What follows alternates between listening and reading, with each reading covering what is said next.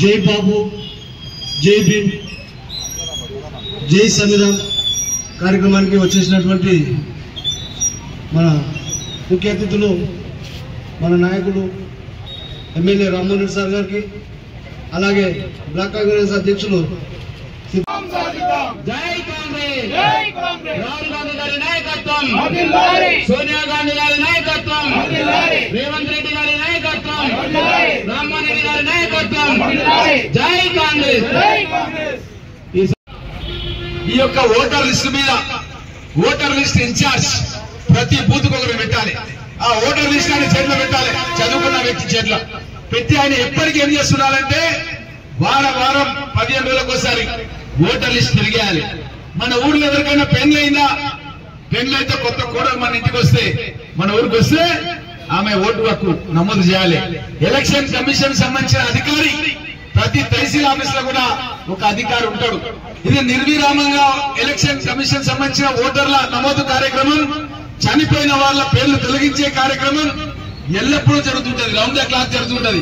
మనం ఏం చేస్తున్నామంటే ఎలక్షన్లప్పుడు మనం ఓటర్ లిస్టు తీస్తున్నాం, దుమ్ము తొలుగుతున్నాం, మళ్ళా ఎలక్షన్ కాగానే ప్రజలమైన మేము భారతదేశాన్ని సర్వసత్తాక సార్వభౌమ సామ్యవాద లౌకిక ప్రజాస్వామ్య గణతంత్ర రాజ్యాంగ నిర్మించుటకు పౌరులందరికీ సామాజిక ఆర్థిక రాజకీయ న్యాయాన్ని భావము భావ ప్రకటన విశ్వాసము ధర్మము ఆరాధనలతో కూడిన స్వేచ్ఛ స్వాతంత్రాలను అంతస్తులను అవకాశంలోను సమానత్వమును చేకూర్చుటకు అందరిలో వ్యక్తి గౌరవాన్ని దేశ సమగ్రతను తప్పక తీసుకొచ్చే సౌప్రభుత్వాన్ని పెంపొందించుటకు సత్యనిష్ట పూర్వకంగా నిర్మాణించుకుని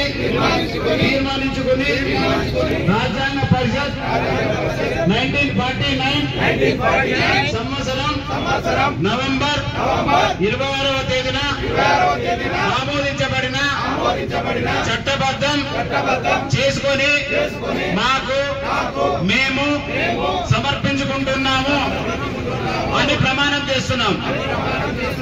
జై కాంగ్రెస్,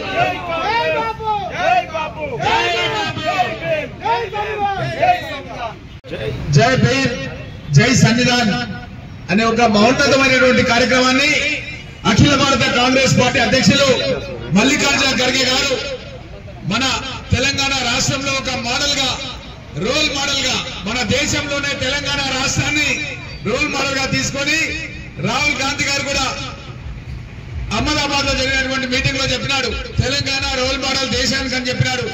ఈ విధంగా వారందరూ కూడా మన రాష్ట్ర ముఖ్యమంత్రి రేవంత్ రెడ్డి గారికి, మన పిసిసి అధ్యక్షులు మహేష్ కుమార్ గౌడ్ గారికి ఆదేశాలు ఇవ్వడం జరిగింది. వారి ఆదేశాల అనుసారం మన తెలంగాణ రాష్ట్రంలో ప్రతి పల్లెలో, ప్రతి ఒక్క మున్సిపల్ వార్డులో కూడా ఈ కార్యక్రమాన్ని నిర్వహిస్తున్నందుకు చాలా సంతోషంగా ఉంది. ఈ యొక్క ముఖ్య ఉద్దేశం ఏంటంటే చాలా మంది యువకులు, విద్యార్థులు మన దేశం గురించి, దేశ సమగ్రత గురించి, దేశ స్వాతంత్ర్యం గురించి చేసినటువంటి సమర యోధులు, స్వాతంత్ర సమర యోధుల గురించి మనం చాటి చెప్పాల్సినటువంటి అవసరం మన యువతకు ఉంది. ఆ విషయాన్ని చెప్పడానికే మనం ఈ కార్యక్రమాన్ని పల్లెలోకి తీసుకెళ్తున్నాం. ముఖ్యంగా జాతిపిత మహాత్మా గాంధీ గారు మన దేశవ్యాప్తంగా ఉన్నటువంటి స్వాతంత్ర సమర యోధులు మన దేశానికి స్వాతంత్రం తీసుకురావాలి, బ్రిటిష్ తెల్లదొరల్ని మన దేశం నుంచి తరిమి కొట్టాలన్న ఉద్దేశంతో ఆ రోజు స్వాతంత్ర ఉద్యమాన్ని నడిపిస్తున్న సందర్భంలో మోతీలాల్ నెహ్రూ గారు, అదేవిధంగా జవహర్లాల్ నెహ్రూ గారు, ఇంకా బాలగంగాధర్ తిలక్ గారు, సుభాష్ చంద్రబోస్ గారు, సర్దార్ వల్లభాయ్ పటేల్ గారు, ఈ విధంగా ఎంతో మంది జాతీయ స్థాయి లోపల మన దేశ స్వాతంత్రం గురించి పోరాటం చేస్తున్న సందర్భం లోపల మనం మన గ్రామాలను చూస్తుంటాం, మన పట్టణాలను చూస్తుంటాం.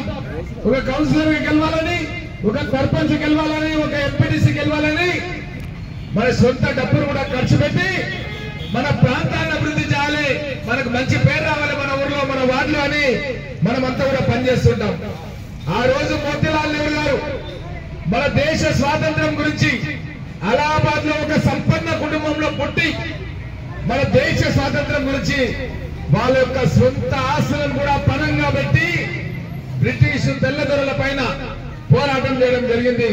దాన్ని గుర్తించి మహాత్మా గాంధీ గారు జవహర్లాల్ నెహ్రూ గారి సేవలు గుర్తించి తనకు మొట్టమొదటి ప్రధాని అయ్యే అవకాశం వచ్చే విధంగా కృషి చేశాడు.